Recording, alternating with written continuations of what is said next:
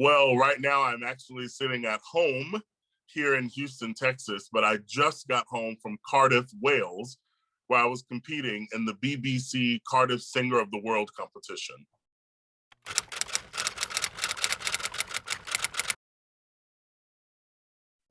Well, I call it the American Idol / the Olympics of classical singing, especially because it's remarkable that they narrowed it down to the top 16 singers from around the world.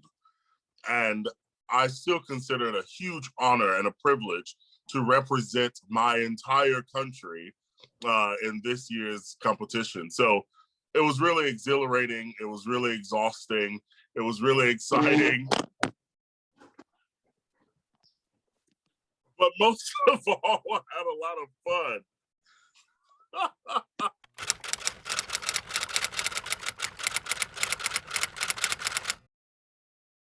Boo. He can't sing. Shame on him. Terrible. No, I'm just kidding. It was amazing. From the very first, rivolgente that he did, I was like, wow, this guy's good. I should have practiced more. So I actually told him that, when I see him in San Diego, I'm going to practice. So, he's going to clearly steal the show because he's spectacular. But it's amazing that when you do these type of competitions and do these type of auditions, you tend to see people over and over again in the career, and that's really exciting.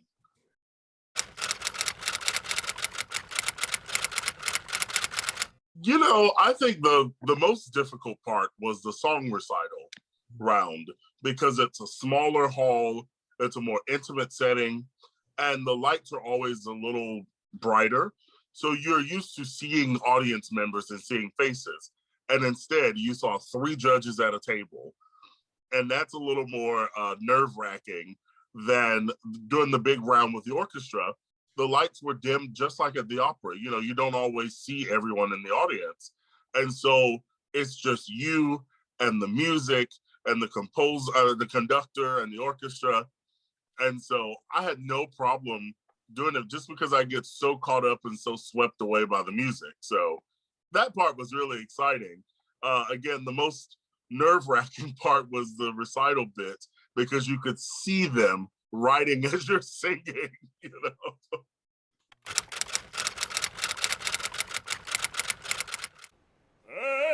Poggio! Andate a prendermi, ma non più a me! 2 lettere prendi per 2 signore, consegna il tuo stoccoli, via, le sto qua, va. L'onore!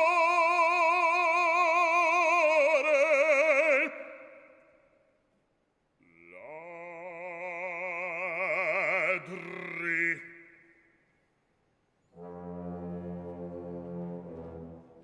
Voi sategli dar l'orno vostro, voi, cloache d'ignominia, quando non sempre noi possiam star ligi al nostro, io stesso, sì, io, devo talor da un lato porre il timor di Dio, e per necessità sviar l'onore,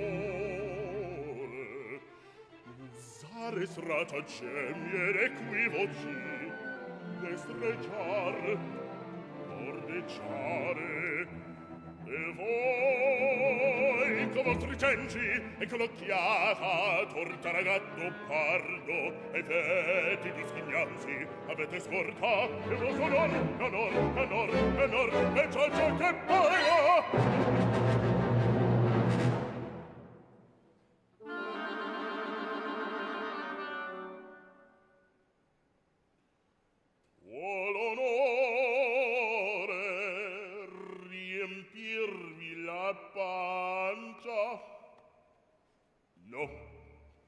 Può l'onor rimettervi uno stinco?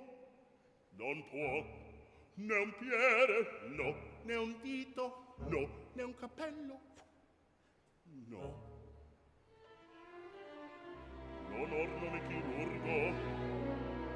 Che dunque una parola,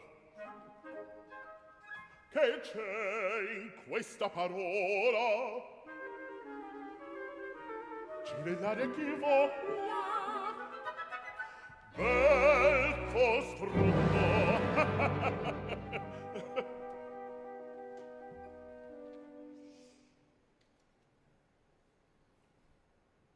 L'onore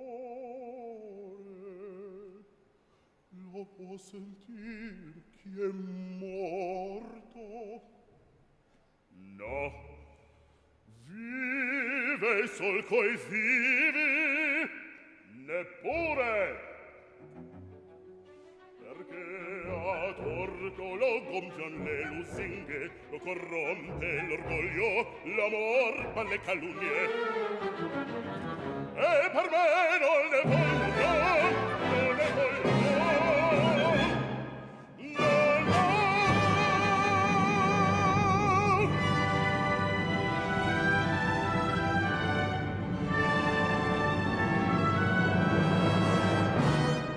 perdonare a voi, furfanti, ho atteso troppo e vi riscoccio.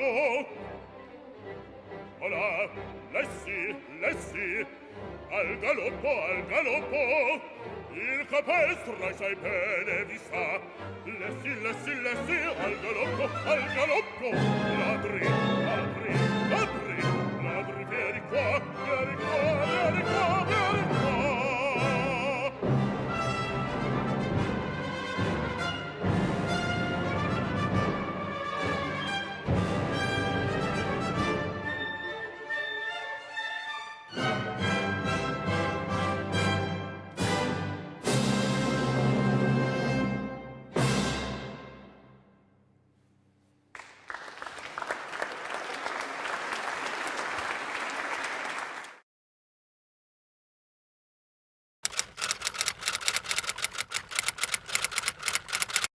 Well, I will say at the very beginning, it was very difficult for me because I was quite busy and then there was an abrupt stop. And so for the first couple of months or so, I didn't really do anything, to be honest, maybe about 2 or 3 months. But then I was asked to do an outside concert just in a friend's backyard. And he said, you could do whatever you want. And so I put Mozart and Stevie Wonder and Sondheim and Handel, and I just threw a whole grab bag of stuff, and I had a lot of fun. And so it sort of sparked an interest for me to really reinvest in things that I really like, instead of sometimes doing things that are expected of me, if that makes any sense. But I had a very big year. For me, I also decided to go back to school. In undergrad, I did vocal performance and music education, kindergarten through 12th grade, so teaching choir music. But I left that and went right to Houston Grand Opera. So I never got a master's degree. And I always wanted to get one, somewhat for vanity's sake, let's be honest, but also because I wanted that extra bit of knowledge. I wanted to go that next step. I love teaching, whether it's in a classroom or whether it's private voice. I just love the aha moment. And so I really wanted to hone in some of those skills and all. So my secret pandemic project was going back to school, doing classes in an online hybrid virtual setting, and completing my master's degree in 1 year, like a crazy person. But I did it. So I did that. It's pretty cool. I won a Grammy.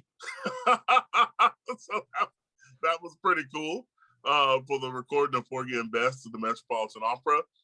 I didn't tell many people about this, but I won a Lone Star Emmy for the Dallas Symphony. We did our Christmas Pops concert in 2019, I believe it was. It was nominated for a regional Emmy and it won, but they gave the Emmy to the symphony and to the TV station.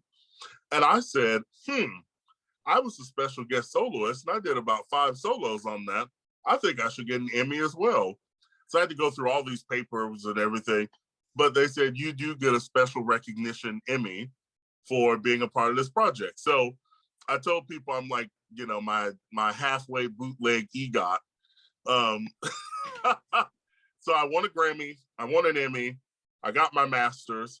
I was still incredibly busy performing with the Atlanta Opera, with New Orleans Opera, with the Dallas Symphony, with Cincinnati Opera, with Opera Birmingham, Taste of Talent, which is an organization right outside San Francisco. And in addition to that, I took on a few private voice students, and I was so excited that my high school senior got accepted into all of their voice programs and is going to school on a wonderful scholarship. So I actually had quite a busy pandemic year. And I did the Carter Singer of the World on top of that. So just a little busy, just to,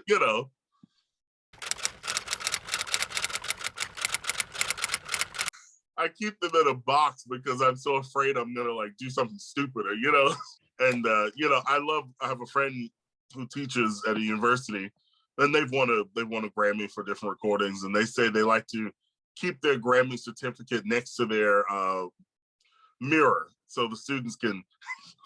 They say, "Look at my Grammy. Now look at yourself. Which one do you want to believe?" I will say, and as many people that I went to university with know, especially towards the end of this degree, my favorite tagline was, "I want a Grammy." So I was like, why do I have to write this paper? I want a Grammy. Yeah, it was stupid. It was so dumb. But I did write the papers, and I did make straight A's, and I did get the degree.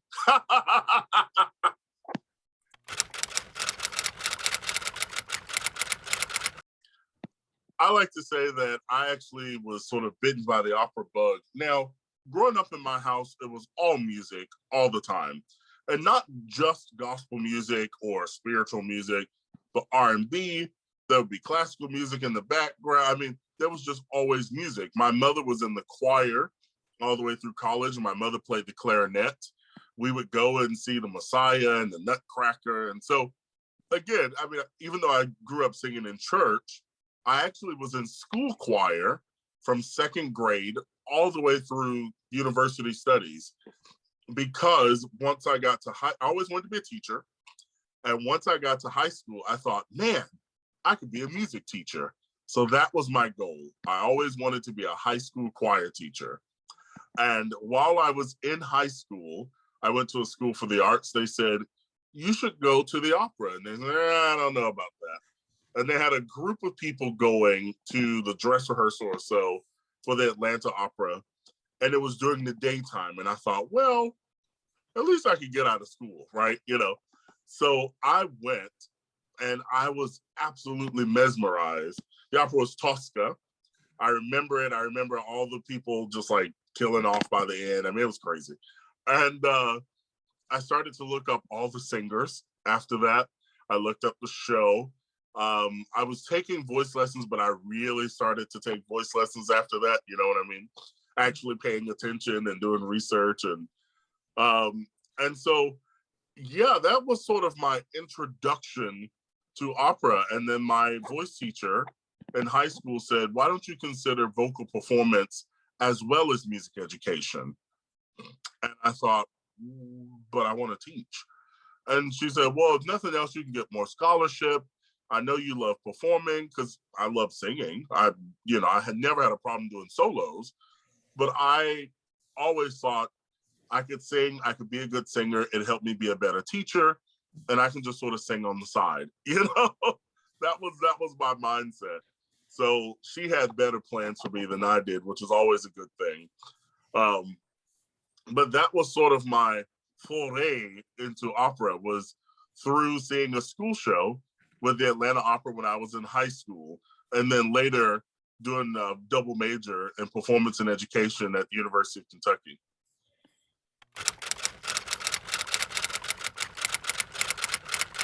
I think those rehearsals are probably even more important than some of the performances, because you never know who your next donor or board member is. They could be sitting right in that house, or your next whomever name opera star, so, or conductor or pianist or coach, or, you know, you never ever know.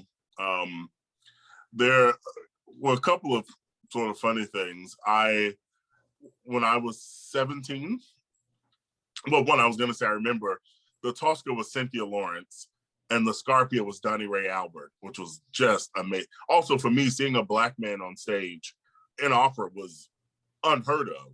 I'd heard of Paul Robeson, perhaps, or, you know, a few other names, but not someone who was alive and singing and doing it so magnificently. I was completely mesmerized and taken by all the things that Donnie Ray Albert was doing. I went out and bought his In Recital CD and like memorized all the songs. Like I was like, wow, you know. So that representation was also, and still is also, quite important for me. I was gonna say, when I was in high school, one of my teachers went to high school with this guy named Morris Robinson. And she said, I teach at the School for the Arts. You should come and talk to our kids, because Morris is from Atlanta as well. And he was just starting out at the Metropolitan and so on. And so he came to our school, he talked to us, and then he asked if anybody would sing. And me, being the meek and mild, timid and shy person that I am, I said, I'll do it, I'll sing. They said, what are you gonna sing? I'm like, I don't know. I kind of picked up my 24 hits and flipped through and was like, I'll do this. And he said, wow, you know, we should stay in contact. And I've been in touch with Morris ever since. And it's been amazing. Actually, I called him last week, right? It's been amazing to foster that relationship from a junior in high school through graduating, through university. Morris was there for my audition for Houston Grand Opera because he was singing Showboat. He was like, hey, big dog, I'm gonna stand backstage, you know. Typical Morris. It's just kind of like, whoa, whoa, whoa, whoa, whoa. You know, when I was in the studio in Houston, and there are times where I just needed somebody to call, I'd call Morris. When we shared the stage together in Magic Flute in Houston was a really special moment. And we've since been in Porgy, and I mean, it's really a beautiful thing. And I call him sometimes if I just want to laugh about something, or sometimes I call him, like I did last week, about career advice, just from someone who's been in the business a while. And so anyway, I find those community outreach opportunities really to be the most important and the most special thing, because you never know who you're gonna reach. You know, I was just another kid in Atlanta that, you know, was singing at the school, and lo and behold, now we've shared the world stage. And so I think that's pretty cool. So it's so funny because Così fan tutte is one of those operas that I thought I would never, ever do, because people would ask me, you know, once in the past, would you sing Don Alfonso? And I said, I don't know. Alfonso is usually an older gentleman, and they cast a lot of older guys, or they cast bass baritones for it. And I'm not a bass baritone. I'm just a lazy baritone that doesn't like to sing in my high voice. And so I thought, man, when I was in the studio in Houston, they asked me to cover Guglielmo. And then everyone promptly thought, nah, his voice is too big. That's not the right fit. And so I never really thought about Così fan tutte outside of, you know, just viewing as an audience member. So now I'm having to take a deeper look into the opera, which is actually not a bad thing. It's just so interesting because it's a show that never really, that I imagined that I would do in my career. So this is a new adventure for me, in a wonderful new place. So hopefully people will be nice and not boo me off the stage. I love the character of Don Alfonso. He's totally my type of dude instead of Ferrando or Guillermo, because I'm like, women are fickle. Come on, man. Oh, you think she really loves you? Whatever, bruh.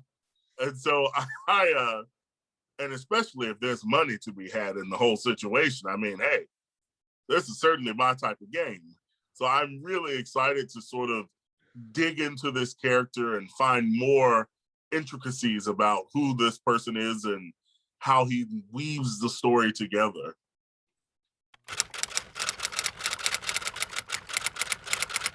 Well, enjoy the warm weather for one, and the beautiful scenic part of California. I mean, I just enjoy going around and exploring different places and finding new things and new buildings and new restaurants and new museums. Really just sort of taking in the sights and the sounds and the culture of where I am. So I don't have any huge to-do list. You know, I'm not planning to go surfing or anything like that, but just sort of absorbing the beauty of the area and the warmth of the people, really. So that's what I'm really looking forward to.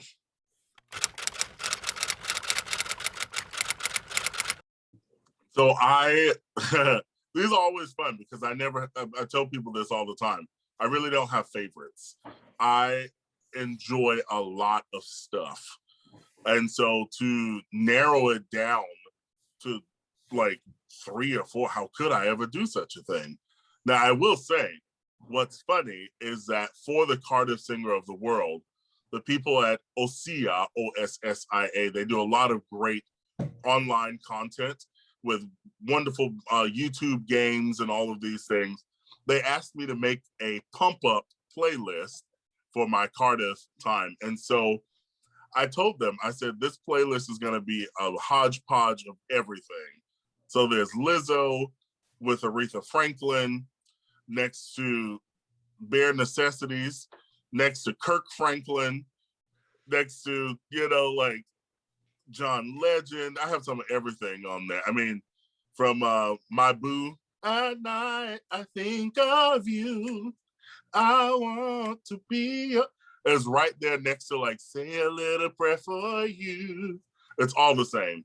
Next there to Zero to Hero, No Time Flat. It's all, so it's literally things that just get me excited, get me going. And it's right up there with like Square Biz by Tina Marie or Love on Top by Beyonce. So yeah, it's hard to say like, what's the one thing you like? Because if you listen to that playlist of about 25 songs, you go from gospel to like super ratchet, like back to back.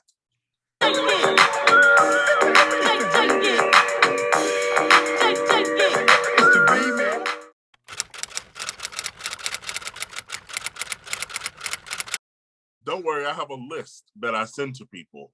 You think I'm playing?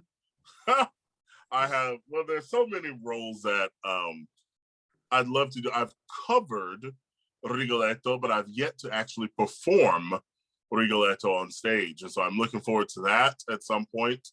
Scarpia, of course, which is a dream role of many. Trovatore, which I've covered again, but I've not actually had the time to do on stage. Michele in Tabarro, which is just great. Roles that I've not done on stage. I've done Pagliacci, but I've not done Cavalleria, right? Like, I've covered Cavalleria, I know it, but I've not done it on stage. There's also interesting roles like Sweeney Todd. I would love to sing Sweeney. I would be a wonderfully creepy and heart-wrenching and just lovable Sweeney, just so you all know. Of course, there's Porgy and BS, which I'm just kind of taking my time, waiting for the right time. But Porgy is another role that I mean, how could you not love that guy? But yeah, I mean, there's such a range of roles that I would love to do again, such as Falstaff, because as much as I play a lot of big, bad, scary guys and fathers, I actually like to be funny. And sometimes I can be funny on stage. Maybe. Sometimes I'm not funny on stage. I'm only funny to myself. But I still try.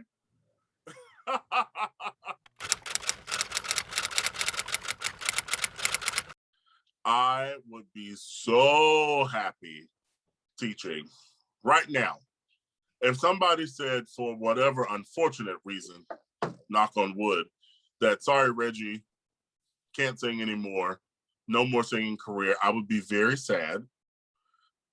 But I would count my blessings and thank God for the beautiful career that I've had to this point. I would go apply for a high school job, and my high school choir would be the best freaking high school choir this side of the moon, because I would put my all and all into it. I would have no friends. I would not sleep. I would give all of my kids voice lessons so they could advance. That's the dream and the goal that I always wanted. So I would love to do that. I love when people ask me to go in and work with their kids, either in a master class or even working with their choirs. I absolutely love it. You also get to see that side of me that's like, because I'm a giant kid. But in addition to that, for a hobby, a lot of people know that I love to cook also. But that's more of a hobby. I love cooking for friends, anything. I mean, whether it's sort of a pasta dish or whether it's Southern food or whether it's like a baked salmon.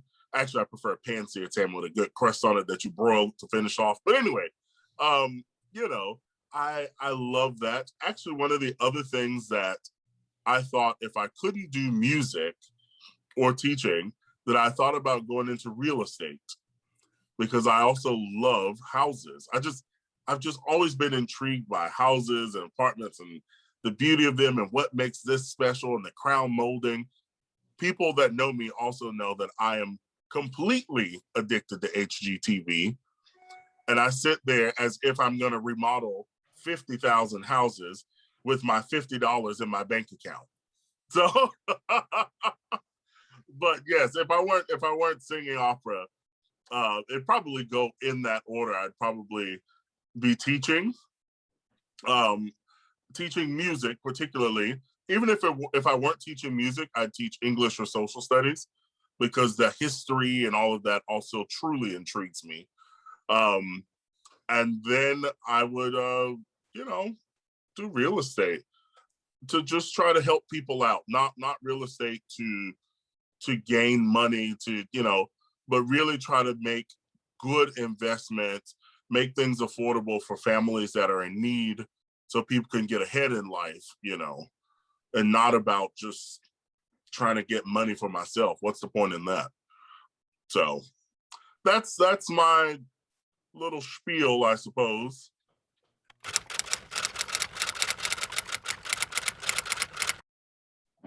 I ask what they're gonna have first, and then because if you're doing maybe like a roasted chicken or so, maybe I'll do dressing with cranberry sauce or something, because then you have that sort of Thanksgiving-y thing, like the roasted chicken with the dressing, or maybe fried cabbage or something, if you want a little more Southern flavor to it, or just maybe macaroni and cheese, or maybe a potato salad, or green beans, or asparagus. I just, I have to know what's going on. So the Southern way is you take some bacon, you cut it up in, you cut your bacon into small little bits. Little batons. And you do it in the pot first. Let the bacon cook, take the bacon out, put it aside, add in some sausage, usually like andouille sausage or so, or whatever kind of Polish sausage still works. Cut it into little bits as well.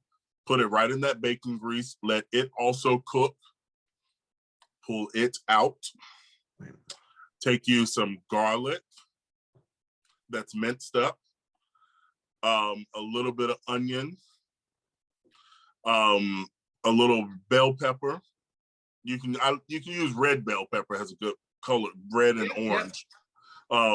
You saute the onions and the bell pepper and the garlic into that already grease from the fat and then let that start to saute and caramelize, until it gets translucent. Yep. Then you add in your cabbage. On top of that, add in a little bit of chicken broth or veggie broth if you want veggie broth, same. If you want to do it vegetarian, good luck. Just do olive oil and then the veggies, and it kind of works the same. But you add in your cabbage, a little bit of chicken broth, just a little bit of water to where it almost covers it. You know, just to give it. You don't want to cover it because then it becomes mush, but just enough to where you can move it around so it doesn't get stuck to the pan. Then you add back in your bacon and your sausage, and I like to add in a little salt, pepper, a little bit of like garlic powder, a little red pepper flakes, and then just stir it in until it gets to your desired crisp taste. And if it's too salty, then you can add in some sugar. If it's not salty enough, you can add in whatever else you want. But that way you get the bacon grease and the fat from the sausage is coating the cabbage while giving the little bit of chicken broth, which gives you that sort of that little pungent that kicks through, and it all meshes in this way. And then with that, you add in that meat, which is already flavored, with a little bit of pepper flakes and the onions and things that are also flavored, and it all mixes together. And then you just give it a little salt, pepper, and a little bit of garlic powder or whatever you need to where it all kind of stirs in, and then there you go.